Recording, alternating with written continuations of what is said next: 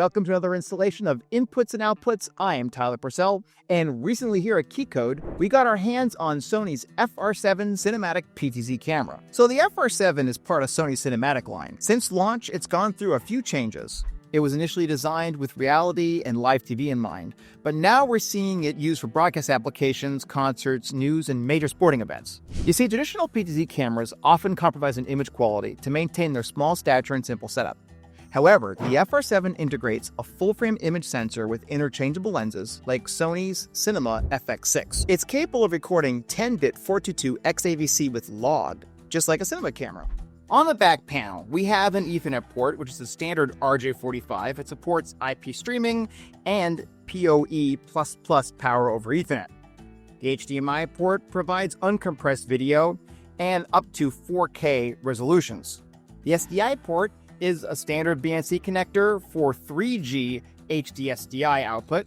The audio ins and outs are really cool in this because we can actually take XLR microphones with 48-volt phantom power and plug them in, which means that we can power direct microphones, or we can have a mixer that runs into this with line-level, high-quality XLR connectors. It means that we can have balanced XLR audio with a high-quality preamp inside, which is really important for doing broadcast applications. The Genlock input is critical when it comes to broadcast cameras so that all the cameras are in sync and locked together. It has a tally light connector, which is also really cool, and that is a feature that is very rare on PTZ cameras. It even has built-in standard card slots. The large imager sensor allows you to capture more light, which allows more dynamic range and lower noise floor. This gives a more cinematic look to the footage and allows a closer match to other cinema cameras.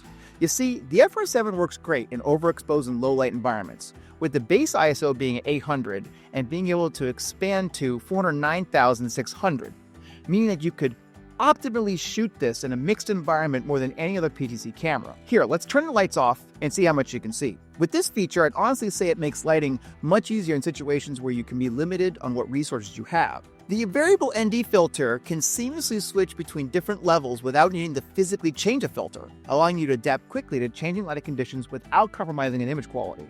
As of now, it's the only interchangeable lens PTZ camera on the market. You could use servo lenses to get a traditional PTZ feel, or wide-angle prime lens for a more shallow depth of field. The 16-35 for a wide shot, or maybe the 28-135 for a longer shot. Lenses that don't have a built-in motor drive can use an external motor system on the rods. Sony lent us a few variable lenses, and we tried them out. We were able to maintain a fast autofocus and keep the image stabilized while being supported by the PTZ functionality of the FR7. Switching gears, the system also has fantastic remote operator capabilities, with both a web app and the RM IP500 remote control. You can easily adjust settings, change angles, and manage multiple cameras from a single interface.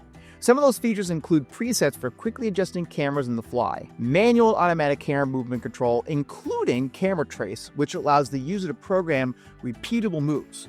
Finally, there's also clear image zoom. So clear image zoom allows users to zoom up to 2 times with virtually no loss of resolution, thanks to advanced digital processing. This technology is particularly beneficial when you need a little bit of extra focal length without changing lenses. What happens is that it upscales the image as it gets closer to the subject while trying to seem natural. So in conclusion, the FR7 PTZ camera is a remarkable piece of technology that combines high-quality imaging with unmatched versatility. The FR7 base starts at $10,000, and for a little bit more, you can get a bundle lens, which is the 28-135. There will be continuous updates to this camera, and I'm excited to see where it goes in the next 3 years. Well, I hope this video gives you a better understanding of the Sony FR7. If you found this video helpful, please like and subscribe to our YouTube channel. If you're interested in purchasing an FR7 or any Sony-related equipment, feel free to reach out to us at KeyCode Media. I'm Tyler Purcell, and thanks for watching.